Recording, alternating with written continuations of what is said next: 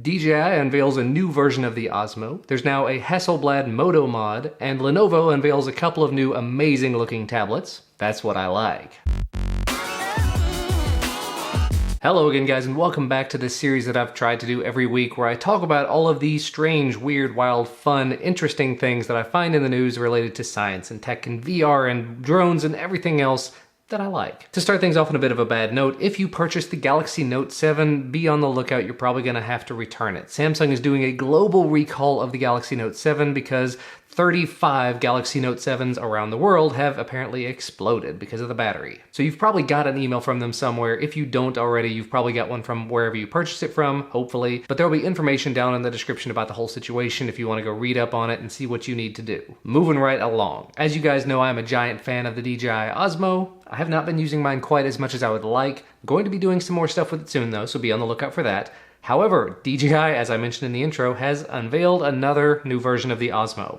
This is the Osmo Mobile, and a while back I did a couple of videos about a handheld smartphone stabilizer. Love that thing, still use it on occasion. This is effectively that, combined with the Osmo. So you've got the Osmo controls and joysticks and the ability to start and stop video on your phone instead of on the Osmo camera. It's got a bunch of different modes you can use it in. You can do portrait and landscape and the flashlight mode, and the software built into it can actually track your face, so you can just sort of hold it out in front of you and move it around and it will move itself smoothly accordingly to keep you in the frame. It seems to work even better when you're farther away from it. But the best thing about this is it's 300 bucks and it seems to be all Osmo compatible, so you can get the Osmo base and spare batteries and everything else. Things I've made videos about in the past. Now, can I see myself buying one of these? Probably not. $300 to get something that's effectively the Osmo without the camera. It sounds neat, it sounds like it would make a couple of really interesting videos, and another really good way to test new phones whenever I get them in. I just kind of wish that they would release just the top part, just the smartphone controls for the existing Osmo, because I hate to rebuy the handle, because the handle seems to be identical. So I'll be on the lookout. If they do actually end up releasing just the top part for, let's say, less than $200, maybe less than $150, that would be amazing, but I don't see anything in their plans about that, and honestly, I don't think they will. Anyway, moving right along. I know a lot of you guys out there are fans of Google's Nexus devices. Apparently, the Nexus is dead. There's a report that's come out saying that the new devices, the new Google devices this year, are going to be called the Pixel and Pixel XL. These were the Sailfish and Marlin code names. Pixel is going to be the smaller device, supposedly. Sailfish, it's got the 5-inch display. The Pixel XL is going to be the 5.5-inch display device,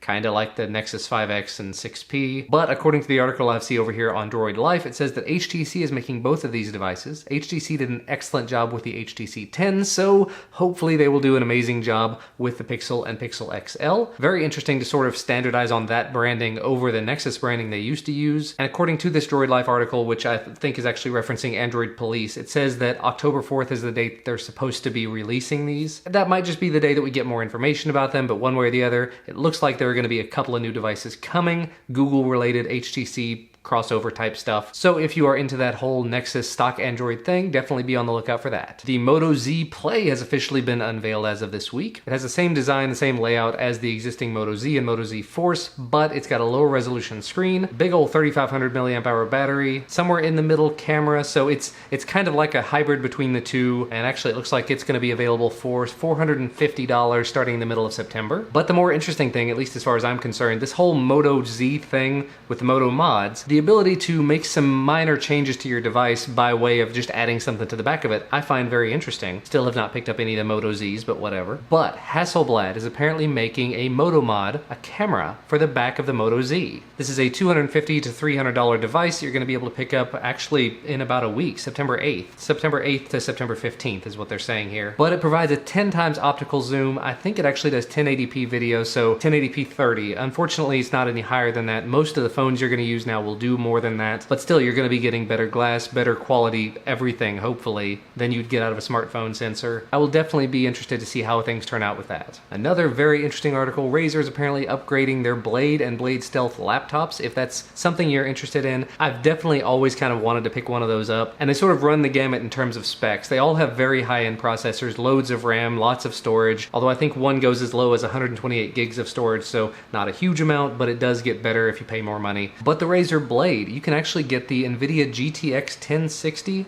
Yeah, the GTX 1060 in that laptop. The fully spec'd out one's like $2,400, but I think you can get into it for as little as like $1,600 to $1,700 if I'm not mistaken. I'm looking now because I'm definitely curious. Yeah, I had to find a different article, but apparently it's $1,799 for the 14-inch 1080p display, 256 gigs of storage, but it has that GTX 1060 in it. That seems a little bit high, but you're getting an awful lot of stuff packed into that tiny little laptop at that point, and it is fully VR compatible at that point too, so you could replace a full desktop with just a laptop there. That is amazing. Now the Razer Blade Stealth, again, it's much, much cheaper, but you can also get for, I think it's $300 to $400 depending on if you buy it with the laptop, the core to go along with it that you can put an external graphics card in, so you could technically have this little low power, much, much less expensive laptop that you just plug in the external video card when you want to use it. That might also be a great option. I will leave that up to you guys. And again, as I mentioned in the intro, Lenovo unveiled a bunch of new devices, a couple of new tablets, but then they've also got the Lenovo Yoga Book, which again, kind of like the Surface Book, but instead of having a full touch keyboard, like with buttons and whatnot, it has a capacitive screen on the other side. So you can use it as a keyboard, but then you can hit a button and start writing on it with a stylus. It has Wacom stuff built into it, so it will work as an active drawing display and whatnot. That's a really interesting and really unique device. The Yoga Book itself is actually going to be available in two different versions, Android and Windows. The Android version is $500, the Windows version is $550, and I'm sure the other specs are probably going to be relatively unimpressive. It's mainly going to be just for everyday use type stuff,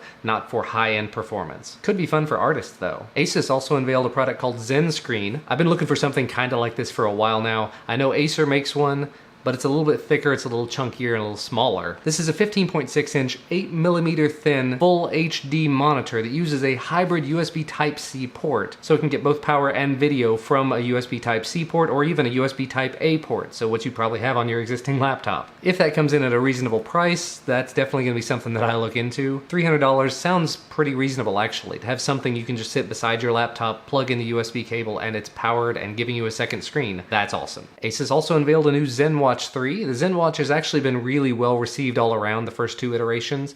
The new one is round. It's got a 1.39-inch AMOLED display. It's 400 by 400 pixels. 512 megs of RAM, 4 gigs of storage, a 314 milliamp hour battery, and it's about $255, although it may never make it to the US. Pebble unveiled some new updates to their watches. Unfortunately, I'm not wearing mine at the moment. It's charging. Battery life on my Pebble Time has been kind of bad lately. It's been like 4 days instead of the 7 it used to be. But either way, some minor UI tweaks, some new features that are health related. So if you have the Pebble, the original Pebble, the Pebble Time, Pebble Steel, anything like that, make sure to get the updates. I also got an email from them, updates about the Kickstarter project, so the Pebble 2 and the Pebble Time 2 look like they're on time. I think it's going to be November when the Pebble Time 2 arrives, so when mine gets here, you guys will see it. Now, I've been going on for entirely too long. Let's move on to some drone news. There were articles this week about the Yuneec Breeze, the Parrot hybrid drone, and the Erida, basically 3 new drones that are coming out. The Yuneec is going to be about $500. It's very compact, it does 4K video, and I think it's actually all smartphone controlled, which I am not a huge fan of. The Parrot is a very interesting design. It does a vertical takeoff, but then it can also sort of convert into like an X-wing where it just glides. You can do transition to horizontal flight, and it'll go up to 18 miles an hour. It'll do aerobatics, doing turns, U-turns, half flips, and loops. So this is not going to be a sort of a camera drone. This is more of just fun flying type thing. And then the Erida is actually a tricopter, which I don't think I've seen yet. At least I've not seen one in person. And it can go up to 75 miles per hour. And it's made from carbon fiber, has a built-in 4K camera. Although the 4K camera is the new $250 action camera, which I've heard so many good things about. And it'll stay in the air for up to 40 minutes. That's probably not if you're going 75 miles per hour. But yeah, looks like the retail price on it's going to be about $1,100. But again, it is coming with that $250 Yi cam alongside it, so kind of middle of the road there. And to wrap things up, just a few things about VR. The first footage from the Lytro VR camera is now available. I'll go ahead and admit it, I haven't even looked at it, I just know it's out there. Yeah, I see over on the Verge article, it's showing someone watching the footage, and the footage that they're seeing looks really impressive. So if I remember correctly, the Lytro camera is just ridiculously expensive, so it's not something I'm gonna be thinking about, but if you're a filmmaker, might be worth looking into. Some more info came out about the Snapdragon 821. It is going to officially support Google's Daydream VR platform, and the first device that's coming with it's going to be the Asus ZenFone 3 Deluxe. And speaking of Qualcomm, it looks like they're actually trying to make their own standalone VR headset. They're calling it the VR 820, and it's pairing up the Snapdragon 820 with an eye tracker, a 6-axis motion tracker, a pair of AMOLED displays up to 1440 by 1440 pixels each, although they're 70 Hz instead of the 90 Hz like some of the other VR headsets are doing. Yeah, from reading further through the article, it actually sounds kind of like they've just taken a phone and plopped it inside inside of a VR headset, but it says that it's going to be available by the end of the year with commercial devices coming. So this is sort of just a reference platform. And it says the typical retail should be around 300 to 400 pounds, which will be like 500 to 600 US dollars. My math may be wrong there. And actually, I think that's where things are going to wrap up for today. The future of VR looks bright, drones look entertaining, loads and loads of new awesome devices coming. Cannot wait for it. The links to everything that I talked about can be found down in the description, so make sure to check that out. Leave a thumbs up below the video though if you enjoyed it, and subscribe to receive more when they become available, and I will see you again next time.